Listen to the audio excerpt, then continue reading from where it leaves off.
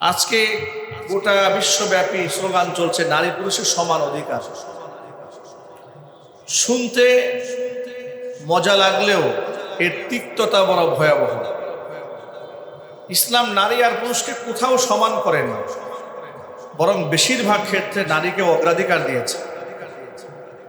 দুই একটি জায়গায় পুরুষের শ্রেষ্ঠত্ব দিয়েছেন, বাকি বেশিরভাগ জায়গায় অধিকার দিয়েছেন কার? নারী। আপনারা শুনে খুশি হবেন, পুরুষের দায়িত্ব বেশি, অধিকার কম। নারীর দায়িত্ব কম, অধিকার বেশি। সুবহানাল্লাহ। বাম এবং রামেরা কোরআনের যে আয়াত নিয়ে প্রশ্ন তোলে, আল্লাহ পাক কোরআনে বলেছেন আর রিজালু কাওয়ামুনা আলান নিসা। সূরা নিসার মধ্যে আল্লাহ বলেছেন যে পুরুষ নারীদের উপর কর্তৃত্বশীল, সুতরাং নারীদের উপর আল্লাহ পাক বৈষম্য করেছেন। নাউযুবিল্লাহি মিন যালিক। এখানে কাওয়ামুন মানে কর্তৃত্বশীল নয়, কাওয়ামুন মানে হচ্ছে পুরুষরা নারীদের গার্জিয়ান, নারীদের দেখভাল করার দায়িত্ব তারা গ্রহণ করবেন, তারা তাদের পাহারাদারি করবেন। ইসলামের সকল ক্ষেত্রে পুরুষকে যত জায়গার মধ্যে উল্লেখ করেছেন শুধু দায়িত্বের ক্ষেত্রে এগিয়ে দিয়েছেন, আর সম্মানের দিক থেকে, মর্যাদার দিক থেকে, অধিকারের দিক থেকে সব জায়গায় নারীদেরকে এগিয়ে দিয়েছে। যেমন পৃথিবীর কোনো হাদিসে পাবেন না বাবার পায়ের নিচে সন্তানের জান্নাত, নাই। কিন্তু বাবা কত কষ্ট করে একটা সন্তানকে হাসি মুখে বড় করার জন্য, তার শ্রম, তার ঘাম, তার ত্যাগ, তার কুরবানি তো শেষ নাই। অথচ আল্লাহর নবী সাল্লাল্লাহু আলাইহি ওয়াসাল্লাম বলেন আল জান্নাতু তাহতা আকদামিল উম্মাহাত, মায়ের পায়ের নিচে সন্তানের জান্নাত। এবার আপনারা বলেন, এখানে পুরুষকে অধিকার বেশি দেওয়া হয়েছে নাকি নারী দেওয়া হয়েছে? নিঃসন্দেহে নারীকে দেওয়া হয়েছে। আল্লাহ রাসূল সাল্লাল্লাহু আলাইহি ওয়াসাল্লামকে প্রশ্ন করা হয়েছে তিলা মান আবারু ইয়া রাসূলুল্লাহ, হে আল্লাহ রাসূল, সবচাইতে উত্তম আচরণ আমি কার সাথে করব? পৃথিবীতে কত মানুষ আছে না, আমি কোন ব্যক্তি আমার সবচাইতে ভালো আচরণ পাওয়ার হক রাখে? আল্লাহ নবী জবাবে বললেন উম্মাকা, তোমার মায়ের সাথে। কিলা সুম্মা মান ইয়া রাসূলুল্লাহ, প্রশ্ন করা হলো মায়ের পরে কার সাথে? নবীজি এরপরেও বললেন উম্মাকা, এরপরও তোমার মায়ের সাথে। তৃতীয়বার প্রশ্ন করা হলো কিলা সুম্মা মান ইয়া রাসূলুল্লাহ, তারপরে কার সাথে, কার অধিকার বেশি? নবীজি বললেন উম্মাকা। তৃতীয়বার তিনি মায়ের নাম বললেন। চতুর্থবারে প্রশ্ন করা হলো কিলা সুম্মা মান ইয়া রাসূলুল্লাহ, হুজুর বললেন সুম্মা আবা, এরপরে তোমার বাবার সাথে। তিনবার মায়ের কথা বলার পরে 4 নম্বরে গিয়ে পিতার কথা বলেছেন। চিৎকার যখন সুবহানাল্লাহ। ইসলাম এভাবে সর্বদিক থেকে নারীকে এগিয়ে দিয়েছেন। সুবহানাল্লাহ বলেন। উম্মুল মুমিনিন মা আয়েশা রাদিয়াল্লাহু তাআলা আনহা থেকে বর্ণিত হাদিস বুখারী মুসলিমে আছে। মা আয়েশা রাদিয়াল্লাহু তাআলা আনহা বর্ণনা করেন, জনৈক এক ক্ষুধার্ত মহিলা আমার কাছে এলো, দুটি কন্যা সন্তানকে সাথে এসেছে। যে কন্যা সন্তান দুটোই ক্ষুধার্ত, নিজেও ক্ষুধার্ত। আমার কাছে সাহায্যে যখন হাত বাড়ালো, মহিলাটাকে দেওয়ার মতো আমার ঘরে তেমন কিছুই ছিল না, একটা মাত্র খেজুর ছিল আমার ঘরে। ফাআতাইতুহা ইয়াহা, একটা মাত্র খেজুর আমি মহিলার হাতে তুলে দিলাম। মহিলা আমার দেওয়া খেজুরটা নিয়ে নিজে খেলো না, ফাকাসসামাতহা বাইনাহুমা, মেয়ের মুখে তুলে দিল। নিজে না খেয়ে ক্ষুধার্ত কন্যা সন্তানদের মুখে মাটি খাবার তুলে দেওয়ার এই যে ত্যাগ, বাচ্চাদের প্রতি যে কোরবানি, দৃশ্য দেখে আমি বড় অবাক হয়ে গেলাম। নবীজি সাল্লাল্লাহু আলাইহি ওয়াসাল্লাম যখন আমার ঘরে আসলেন, গোটা ঘটনার বিবরণ রাসূলের সামনে তুলে ধরলাম। আল্লাহর নবী নারীর কথা শোনার পরে, তার ত্যাগ এবং কোরবানির বর্ণনা শোনার পরে রাসূল বললেন মানুবতুলিয়া বিহাদিহিল বানাতি মিন শাইইন কুন্না লাহু সিতরাম মিনান নার, এই দুনিয়াতে যাদেরকে আল্লাহ তাআলা কন্যা সন্তান দ্বারা পরীক্ষার সম্মুখীন করেন, কিয়ামতের দিন এই কন্যা সন্তানগুলো বাবা মার জন্য ঢাল হয়ে দাঁড়ায় যাবেন। পিতা মাতাকে তারা জাহান্নামের আগুনে পুড়তে দিবে না। মানবতুলিয়া বিহাদিহিল বানাতি মিন শাই, কন্যা সন্তান দ্বারা পরীক্ষিত হয়েছে। কিয়ামতের দিন এই কন্যা সন্তানগুলো কুন্নালাহু সিতরাম মিনান নার, ঢাল হয়ে সামনে দাঁড়াবে, বাপ মাকে জাহান্নামের আগুনে পুড়তে দেবে না। চিৎকার দেখুন সুবহানাল্লাহ। এখানেও কন্যা সন্তানের মর্যাদার কথা বলা হয়েছে। আল্লাহ নবী সাল্লাল্লাহু আলাইহি সাল্লাম বললেন, খবরদার কন্যা সন্তানদেরকে তোমরা কখনো গালমন্দ করবে না, কারণ আমি মুহাম্মদ সাল্লাল্লাহু আলাইহি সাল্লাম কন্যাদের পিতা। এইভাবে সব ক্ষেত্রে নবী করিম সাল্লাল্লাহু আলাইহি ওয়াসাল্লাম নারীদের মর্তবার করা তুলে ধরেছেন, মর্যাদার করা তুলে ধরেছেন। এই জন্য আমি সবসময় বলি, আজও বলছি, সমাজের মধ্যে নারীবাদ বলেন, শ্রমিকবাদ বলেন, শ্রমিকের অধিকার, নারীদের অধিকার, পুরুষের অধিকার, বৃদ্ধের অধিকার, সকল অধিকার ভিন্ন ভিন্ন খাতে আন্দোলন করে অধিকার বাস্তবায়ন করা সম্ভব হবে না। গোটা পৃথিবীর মুসলমান একচ্ছত্রভাবে আন্দোলন করতে হবে। আমরা এই সমাজে আমাদের কোরআনের অধিকার বাস্তবায়ন করতে চাই, ঠিক কিনা বলেন? কোরআন আমার মা বোনদেরকে যে অধিকার দিয়েছে, যদি এই অধিকারটা সমাজে বাস্তবায়িত হতো, আমার মা বোনরা ধর্ষিত হতো না, তারা নির্যাতিত হতেন না, স্বামীর দ্বারা তারা কেউ যৌতুকের জন্য নির্যাতিত হতেন না। নবী করিম সাল্লাল্লাহু আলাইহি ওয়াসাল্লাম শুধু নামাজের ক্ষেত্রে আমাদের আইডল নন, মেয়েদের সাথে কেমন ব্যবহার করতে হয় সেক্ষেত্রেও আমার নবী সাল্লাল্লাহু আলাইহি ওয়াসাল্লাম আমাদের কাছে আইডল, ঠিক কিনা বলেন? আমাদের লোকেরা মনে করে মুখে দাড়ি রেখেছি, আমি রসুলের সুন্নত আদায় করেছি, মাথায় টুপি দিয়েছি, পাগড়ি দিয়েছি, সুন্নত আদায় হয়ে গেছে, পোশাক পরেছি, ঢিলাঢালা জুব্বা আলখাল্লা পরেছি, আমি সুন্নত আদায় করেছি। এরপরে ঘরে মধ্যে গিয়া বউয়ের সাথে এত বাজে আচরণ করে, গালিগালাজ করে, মারধর করে, অশ্লীল ভাষায় কথাবার্তা বলে, চুল ধরে টান দেয়, শারীরিক নির্যাতন করে, মানসিক নির্যাতন করে। আমি আপনাদেরকে বলি, দাড়ি টুপি কিংবা লেবাসের সুন্নাহ এর চেয়ে অনেক বেশি মর্তবা এবং মর্যাদাপূর্ণ সুন্নাহ হচ্ছে মুআমালাত এবং মুআশারাতের সুন্নাহ। নবী করিম সাল্লাল্লাহু আলাইহি ওয়াসাল্লামের আখলাকের যে সুন্নাহ, ওই সুন্নাহ যদি নিজের মধ্যে না থাকে, শুধু লেবাস পোশাকের সুন্নাহ দিয়া কিয়ামতের দিন মুক্তি পাওয়া যাবে। নবীজি সাল্লাল্লাহু আলাইহি ওয়াসাল্লাম স্ত্রীদের সাথে কেমন ব্যবহার করেছেন, কেমন আচরণ করেছেন? আমরা যারা আল্লাহ রসুলকে মন থেকে ভালোবাসি এবং হুজুরকে আইডল এবং আইকন মানি, আমি আপনাদেরকে বলি, আল্লাহ নবীকে আইডল মানতে আমাদের কোনো আপত্তি আছে নাকি? আরো জোরে বলেন। আমরা মুহাম্মদ সাল্লাল্লাহু আলাইহি ওয়াসাল্লামের আদর্শের সৈনিক, ঠিক কিনা জোরে বলেন। আমরা এই মুখে কোনোদিন বলবো না বেনামাজি কোনো লোক আমার কাছে আইডল আইকন হবে না, ঠিক কিনা বলেন। এটা আমি কোনোদিনও বলবো না। আমার আইডল, আমার আইকন মুহাম্মদ রাসূলুল্লাহ সাল্লাল্লাহু আলাইহি ওয়াসাল্লাম। কত সুন্দর আচরণ স্ত্রীদের সাথে করেছেন। মা আয়েশা রাদিয়াল্লাহু তাআলা আনহা বলেন, মাঝে মাঝে আমি এমন এমন কথা বলতাম আল্লাহ রসুলকে, রসুল কষ্ট পেতেন। কিরকম? যে একদিন নবীজি সাল্লাল্লাহু আলাইহি ওয়াসাল্লাম আমার ঘরে বিশ্রাম নিচ্ছেন, এমন সময় ঘরের বাহির থেকে কোনো একটা নারী কণ্ঠের আওয়াজ আসলো দরজার সামনে থেকে। নবীজি সাল্লাল্লাহু আলাইহি ওয়াসাল্লাম খুব তড়িঘড়ি করে দরজাটা খুলে দিলেন। তখনও পর্দার আয়াত নাজিল হয় নাই, নারী পুরুষের যে পর্দার পার্টিশন, এই আয়াত নাজিল হয়।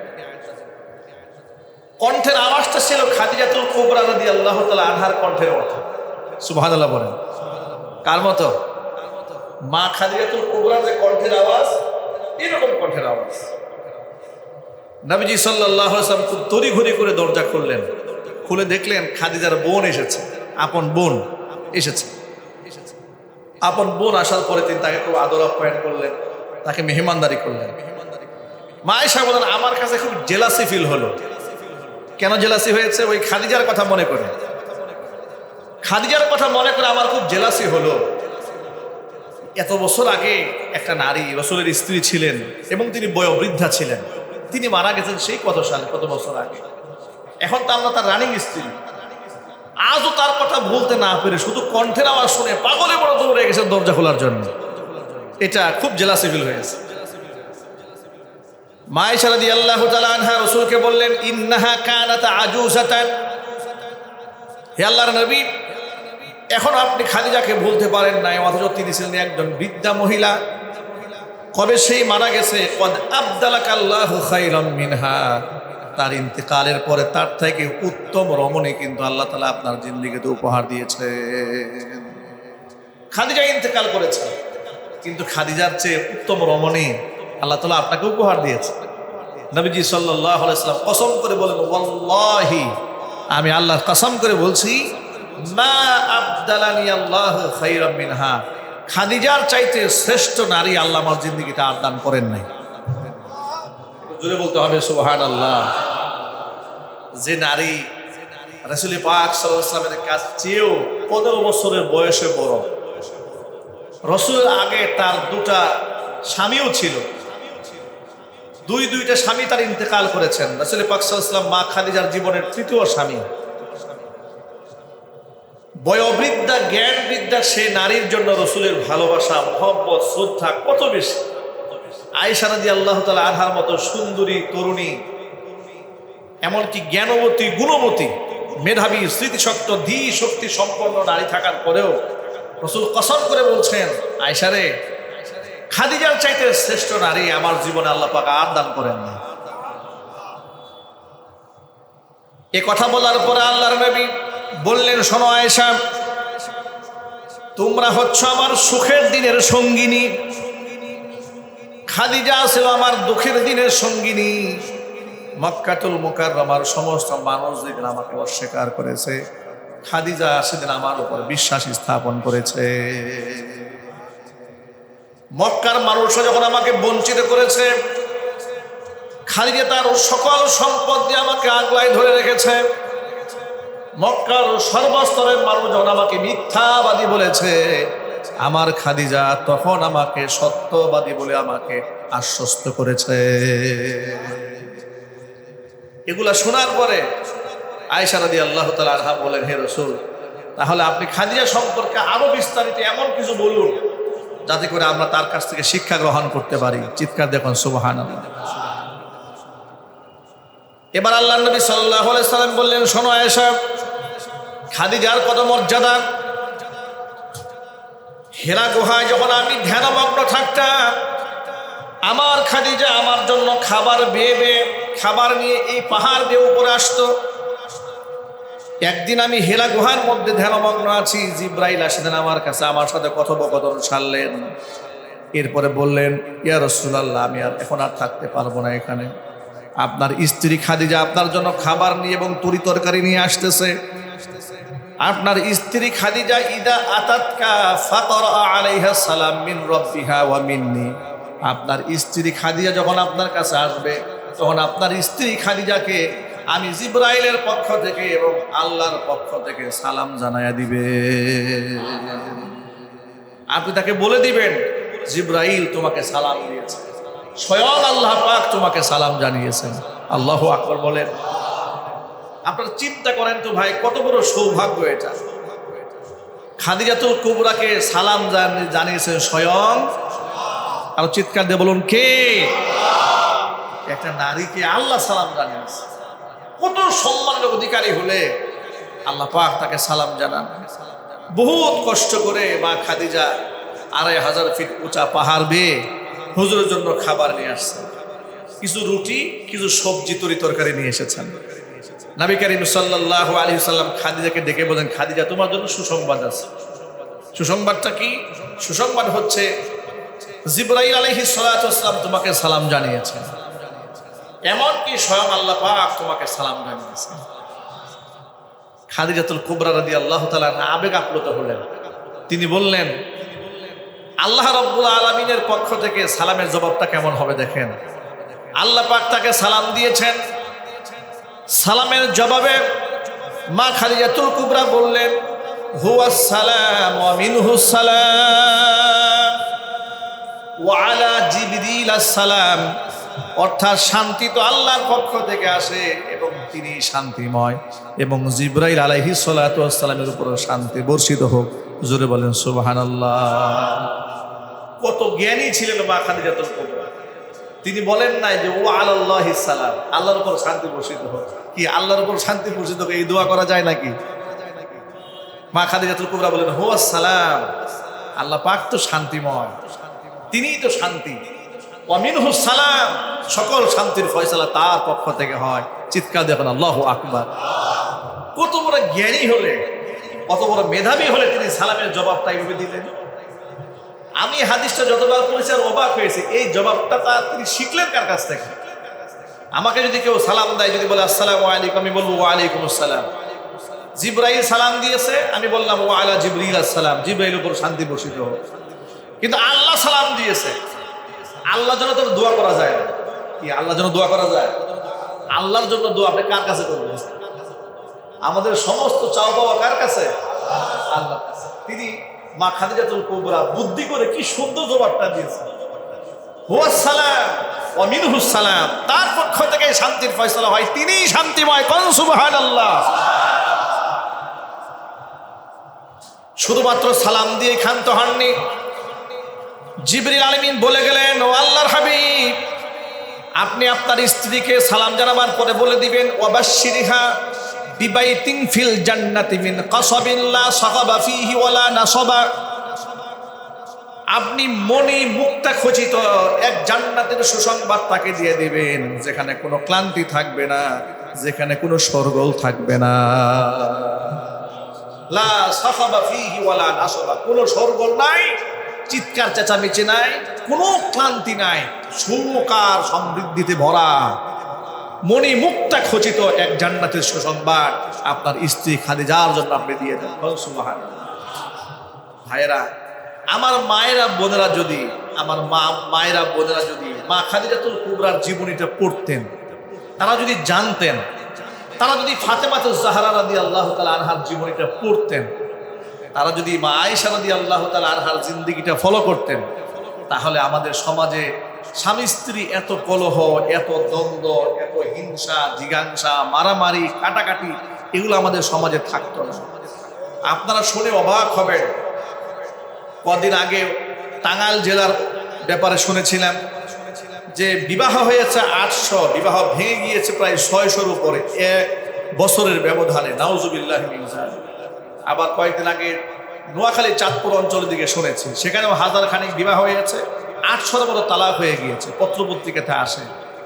মানে যে পরিমাণ বিবাহ হয় তার 80% বিবাহ ভেঙে যাচ্ছে, তালাক হয়ে যাচ্ছে, ডিভোর্স হয়ে যাচ্ছে। এই পারিবারিক অশান্তি এবং কলহ এবং পরকীয়া, অবৈধ প্রেম, ভালোবাসা, এগুলো সব তৈরি হচ্ছে ইসলাম সম্পর্কে অজ্ঞতার কারণে। কথা ঠিক নেবে? ঠিক জোরে বলে।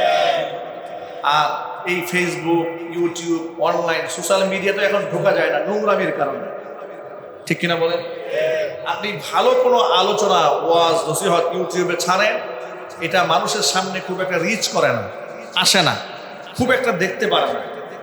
অশ্লীল কোনো গালিগালাজ, অশ্লীল কোনো কথা, অশ্লীল কোনো কালচার, মানে সমাজকে নষ্ট করে, সমাজকে ধ্বংস করে, যুবকদের চরিত্র শেষ করে, এমন নোংরামো একটা ভিডিও বানাবেন, দেখবেন মিলিয়ন মিলিয়ন মানুষ তা দেখে ফেলেছে। এর দ্বারা খুব স্পষ্টতাই প্রমাণ হয় ওরা মিডিয়াতে এই সমস্ত বিষয়কে হাইলাইট করে, এদের উদ্দেশ্য হচ্ছে গোটা সমাজ ব্যবস্থা থেকে ইসলাম ধ্বংস করে দেওয়া। ঠিক না ভাই? ঠিক যদি বলে। এই জন্য আমি আমার সকল ভাইদেরকে উদাত্ত আহ্বান জানাচ্ছি, আমার মা বোনদেরকে ইউটিউব, ফেসবুকের আসক্তি কমিয়ে এনে তাদেরকে কোরআন সুন্নাহমুখী বানান। যদি আপনার সংসার আপনি সুখ চান, আদর করে মহব্বত করে বউকে সারাদিন ফেসবুক চালিয়ে রাখেন, আদর করে ভালোবেসে সারাদিন বউকে ইউটিউবের মধ্যে ঢুকিয়ে রেখেছেন, আর আপনি মসজিদে এসে দোয়া করতেছেন আল্লাহ আমার সংসারে শান্তির ফয়সালা করো, কি শান্তির ফয়সালা হয়ে যাবে? কোনোদিন শান্তির ফয়সালা হবে? অশান্তির আগুন দাও দাও করে দিন। আপনি মসজিদে দোয়া করে বাসায় যাবেন, আপনার বউয়ের চেহারা দেখলে আপনার মেজাজ খারাপ হয়ে যাবে। ঠিক কিনা বলে? কেন? আপনার বউ আপনাকে ভালো লাগবে না, পছন্দ লাগবে না। কেন লাগবে না? আপনার স্ত্রী মোবাইলের মধ্যে অনেক ফিগার সম্পন্ন ছেলেদেরকে দেখে, আর মনে মনে ভাবে আমার স্বামীটা যদি এরকম হইতো। কথা বলে না কেন? আপনার স্ত্রী তো কল্পনা করে, আমার স্বামী দেখতে এরকম কেন, আমার স্বামী যদি এরকম হইতো, দেখতে তো পাচ্ছে না, মেজাজ খারাপ হয়ে যাচ্ছে।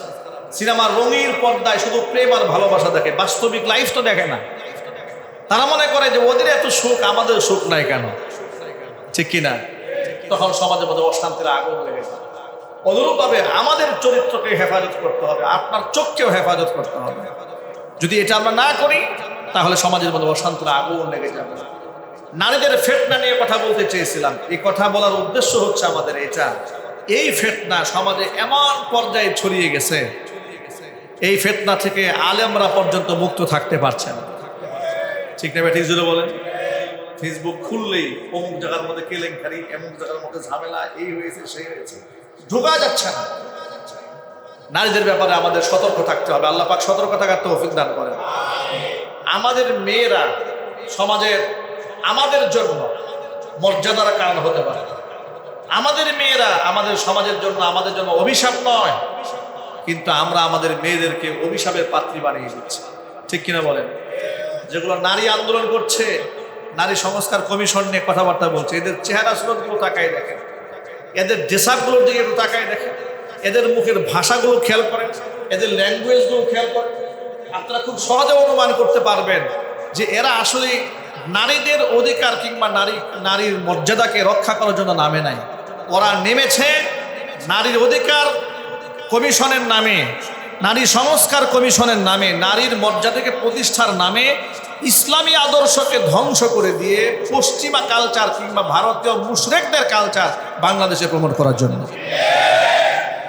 এটা আপনারা খুব সহজে বুঝতে পারবেন। ওদের লেবাস, ওদের পোশাক, ওদের বক্তব্য, এদের আচরণ, এদের অ্যাটিটিউড, এদের বাচনভঙ্গি দেখলেই আপনারা খুব সহজে প্রমাণ করতে পারবেন। সুতরাং এই ফিতনা থেকে আমাদের সমাজকে হেফাজত করতে হবে। পারবো না ইনশাআল্লাহ? আমরা কি সতর্ক থাকতে পারবো ইনশাআল্লাহ? আমার মা বোনদেরকে আল্লাহ পাক হেফাজত করার জন্য করে আমিন। আল্লাহর নবী সাল্লাল্লাহু আলাইহি সাল্লাম মা বোনদের জন্য সহজ প্রেসক্রিপশন দিয়ে দিয়েছেন। নবীজি সাল্লাল্লাহু আলাইহি সাল্লাম বলেছেন, আল মারওয়াতু ইদা সাল্লাত খামসাহা, নারীরা যদি 5 ওয়াক্ত নামাজ ঠিকমতো আদায় করে, ওয়াসামাদ শাহরাহা, রমজানের রোজা ঠিকমতো রাখি, ও আতাআত বালাহা, স্বামীর আনুগত্য করে, ও আহসানাত ফারজাহা, নিজের সতীত্বের হেফাজত করে, এই মাত্র 4টা কাজ যে নারী করবে, তাদখুলু বিআইয়ি বাবিন মিন আবওয়াবিল জান্নাতি শাআত ইয়াউমাল কিয়ামা, কিয়ামতের দিন জান্নাতের 8টি দরজার যেই দরজা দিয়ে খুশি সেই দরজা দিয়ে নারী আল্লাহর জান্নাতে চলে যাবে। তাদেরকে 5 ওয়াক্ত নামাজি হতে হবে, স্বামীর উপর আনুগত্যশীল হতে হবে, স্বামীর সিদ্ধান্তে খুশি থাকতে হবে, স্বামীর ওয়ার্ডার ছাড়া ঘরের বাইরে সে যেতে পারবে না। আর এটা বন্দিশালা নয়, এটা তাদের মর্যাদার প্রতীক। কোরআন মাজিদের মধ্যে আল্লাহ পাক স্পষ্ট বলে দিয়েছেন, কারনা ফি বুয়ুতিকুন্না, নারীরা তোমরা অবস্থান করবে তোমাদের গৃহে, ওয়ালা তাবাররাজনা তাবাররুজাল জাহিলিয়াতিল উলা, প্রাথমিক জাহিলি যুগে নারীরা যেভাবে নিজের সৌন্দর্য থেকে প্রদর্শন করে ঘুরে বেড়াতো, জাহিলি যুগের মেয়েদের মতো নিজের সৌন্দর্যতা পরপুরুষের সামনে প্রকাশ করে তোমরা ঘুরে বেতালা হারাম করে দিয়েছেন কোরআন মাজিদের আয়াত নাজিল করে। আল্লাহর সিদ্ধান্তে কল্যাণ আছে না নাই? আল্লাহর ফয়সালার মধ্যে জাতির কল্যাণ আছে না নাই? আমরা কিন্তু আল্লাহর সিদ্ধান্তের বাহিরে চলে গেছি। আমরা আমাদের মেয়েদেরকে স্বাধীনভাবে রাস্তায় ছেড়ে দিয়েছি। অনেক পুরুষ গার্জিয়ান তো এমন আছে, মেয়েকে ইউনিভার্সিটি দিয়েছে, মেয়ে কোথায় যাচ্ছে কি করছে এত কোন খোঁজ খবর নেওয়ার দায়িত্ব মনে করে না। নিজে ঘরে থাকে, বউকে মার্কেটে পাঠিয়ে দেয় বিনা প্রয়োজনে। এরকম পুরুষ মনে হয় বুট বাজারে একজনও নাই। একটু জোরে বলতে হবে, অকারণে। একটা আছে শারীরিক ওজর, স্বামী মারাত্মক অসুস্থ কিংবা তিনি বাড়ি নাই, তার বাড়িতে বাজার পৌঁছে দেওয়ার মতো কেউ নাই। সেই ক্ষেত্রে একটা নারী যদি তার সম্ভ্রম নিয়ে ঘর থেকে বের হন, এতে কোনো আপত্তি নাই। কিন্তু শখ করে স্বামী বাড়িতে আছে, স্ত্রী একটু মার্কেটে ঘুরতে মনে চাচ্ছে, উনি ঘুরতে বের হয়েছে, এরকম নারী নাই সমাজে। এর মধ্যে কি ফায়দা আছে আপনারা বলেন? আপনার স্ত্রী দোকানদারের সাথে গিয়ে খুব হাসি তামাশা করে আসে, এর মধ্যে সমাজে কি কল্যাণটা আছে? আপনার স্ত্রী রিক্সাওয়ালার পাশে বসে হাসি তামাশা করে আসলো, সামাজিক কি কল্যাণের মধ্যে আছে, সমাজের অবক্ষয় আছে, ঠিক কিনা? আল্লাহ তাআলা আমার মা বোনদেরকে বুঝার তৌফিক দান করেন। আমরা যারা গার্জিয়ান আছি আমাদের দায়বদ্ধতা আছে। আমার মায়েরা বোঝে না পর্দা শিখবে কার কাছ থেকে? আমার কাছ থেকে শিখবে, দায়িত্ববোধ শিখবে আমার কাছ থেকে। নবী করিম সাল্লাল্লাহু আলাইহি সাল্লাম স্পষ্টতই বলে দিয়েছেন, 3 ব্যক্তির জন্য আল্লাহ পাক তার জান্নাত হারাম করে দিয়েছেন। কয় ব্যক্তি? সালাসাতুন ক্বাদ হারামাল্লাহু আলাইহিমুল জান্নাহ। 3 ব্যক্তির জন্য আল্লাহ জান্নাত হারাম করেছেন। 1 নাম্বার হচ্ছে মুদমিনুল খামরি, যারা মদ পান করে তাদের জন্য আল্লাহর জান্নাত হারাম। 2 নাম্বার ওয়াল আকু, পিতামাতার অবাধ্য সন্তান যারা, তাদের জন্য আল্লাহর জান্নাত হারাম। 3 নাম্বার হচ্ছে ওয়াদাইয়ুসুল্লাযী ইউকিরু ফি আহলিহিল খাবাস, ওই দাইয়ুস পুরুষের জন্য আল্লাহ পাক তার জান্নাত হারাম করে দিয়েছেন, যে পুরুষ তার অধীনস্থ নারীদেরকে বেপরদায় চালায়। অনৈসলামিক জীবন যাপন করার পরেও যে পুরুষ তাকে সহসে মেনে নেয়, ওই পুরুষ হচ্ছে দাইয়ুস পুরুষ, তার জন্য আল্লাহর জান্নাত হারাম। জোরে কোন নাউজুবিল্লাহ, আরো চিৎকার দেখো নাউজুবিল্লাহ। আমাদের সাবধান হওয়ার দরকার আছে না নাই? আল্লাহ পাক আমার মা বোনদেরকে পর্দা পুশিতার সাথে পরিচালনা করার তৌফিক দান করেন। আমাদের মেয়েদেরকে পর্দার সাথে জীবন যাপন করার ক্ষেত্রে আমরা যেন গাইডলাইন দিতে পারি, সেই তৌফিক আল্লাহ পাক দান করেন।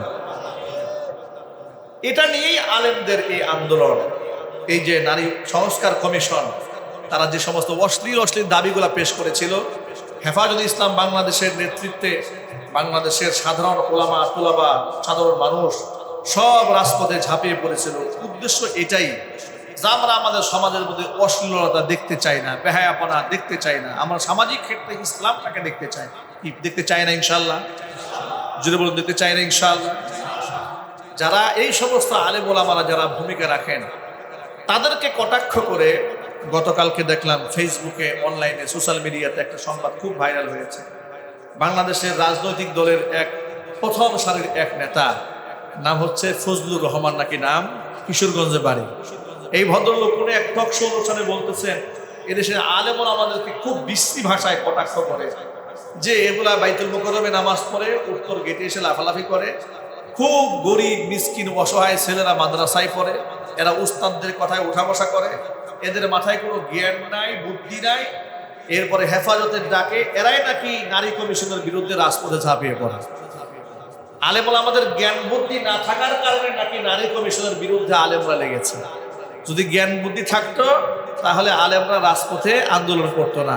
একটু চিৎকার দেখো নাউজুবিল্লাহ। আলেমরা আমাদের ব্যাপারে এত নোংরা সমালোচনা আওয়ামী জাহিলিয়াতের আমলে আওয়ামী লীগের কোনো এমপি মন্ত্রী করতেও সাহস পায়নি। এই জন্যই জনাব ফজলুর রহমান, আমি আমার ভাষায় বলি ফজু পাগলা, উনি মনে করেছে আওয়ামী লীগের বিদায় হয়েছে, আমরা তো ক্ষমতায় চলে আসছি। ফজু পাগলাকে বলবো, মনে রাখতে হবে এই দেশে আওয়ামী লীগের কবর রচনা করার জন্য সবচাইতে বড় ভূমিকা আলেমরা পালন করেছে। কথা ঠিক না ব্যাটিক জুড়ে বলে? 5ই আগস্টে ছাত্রদের বিপ্লব হয়েছে, কিন্তু 16 বছর আলেমরা জেল খেটেছে, জরিমানা দিয়েছে, মামলা মোকদ্দমার সম্মুখীন হয়েছে। সাধারণ মানুষকে তারা ভারত বিদ্বেষী এবং আওয়ামী বিদ্বেষী দেশের আলেমরা তৈরি করেছে। কথা ঠিক না ব্যাটিক জুড়ে বলেন? আর সেই আলেমদের বিরুদ্ধে বিশুদ্ধার করে উনি বাংলাদেশে রাজনীতি করার স্বপ্ন দেখছেন। আমরা খুবই স্পষ্ট ভাষায় বলে দিই, খুব ঠান্ডা মাথায় বলি, ফজু পাগলা, মাসুদ ভালো হয়ে গেছে, তুমি ভালো হয়ে যাও। কথা ঠিক না ব্যাটিক জুড়ে বলেন? যে আওয়ামী লীগের জাহেলদেরকে রাজপথে আলেমরা ঝাঁপিয়ে পড়ে নিষিদ্ধ করতে সক্ষম হয়েছে, এরকম 2-1টা ফজু পাগলাকে সাইজ করা এই দেশের আলেমদের 1-2 ব্যাপার। কথা ঠিক না ব্যাটিক জুড়ে বলেন? সুতরাং ইসলামের বিরুদ্ধে যে বা যারাই কথা বলবে, সে কোন দলের নেতা, কার উপদেষ্টা, দেখার সময় মুসলমানদের হাতে না, জুতা পিটা করে নামিয়ে ছাড়বে।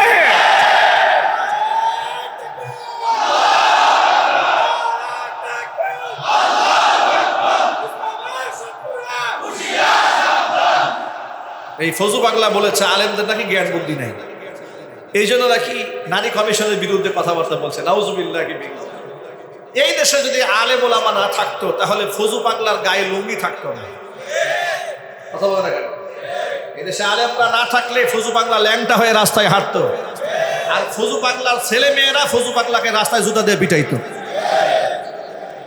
আলেমরা আছে বলেই ফজু পাগলা স্বামীর সম্মান পায় বউর কাছ থেকে, আলেমরা আছে বলেই ফজু পাগলা বাবার সম্মান পায় ছেলের কাছ থেকে, আলেমরা আছে বলেই ছোট বাচ্চাদের কাছ থেকে বড়দের সম্মান ফজু পাগলা পায়। আলেমরা যদি না থাকতো, আলেমদের বয়ান যদি না থাকলো, তাহলে রাস্তাঘাটে উলঙ্গ করে ফজু পাগলাকে জুতা দিয়ে তার সন্তানরা পিটাইতো। সে আলেমদের ব্যাপারে বাজে কথা বলছে। আমরা তাকে খুব স্পষ্ট ভাষায়, পরিষ্কার ভাষায় বার্তা দিয়ে দিতে চাই, আলেমদের নিয়ে বিষোদ্গার করার আগে পতিত স্বৈরাচারী শেখ হাসিনা এবং তাদের সাঙ্গ পাঙ্গদের ইতিহাস স্মরণ করেন। তারা গিয়েছে যেই পথে, এই ফজু পাগলা যাবে সেই পথে। ইতিমধ্যে হেফাজত ইসলাম তার ব্যাপারে বিবৃতি দিয়েছে, তাকে সতর্ক থাকতে বলেছে। তিনি যদি সামনের দিক থেকে সতর্ক না হন, তাহলে তার বিরুদ্ধেও এদেশের উলামায়ে কেরাম ব্যবস্থা গ্রহণ করতে বাধ্য হবে ইনশাআল্লাহ। আল্লাহ রাব্বুল আলামিন উলামায়ে কেরামের মুহাব্বত নিয়ে কোরআন ও সুন্নাহ অনুযায়ী আমাদের সমাজ বিনির্মাণের তৌফিক দান করেন। জোরে বলুন আমিন। ওয়া আখিরু দাওয়ানা আনিল হামদুলিল্লাহি রাব্বিল আলামিন। ক্বাবলা আল জুমআ 4 রাকাত সুন্নাত নামাজের আদায়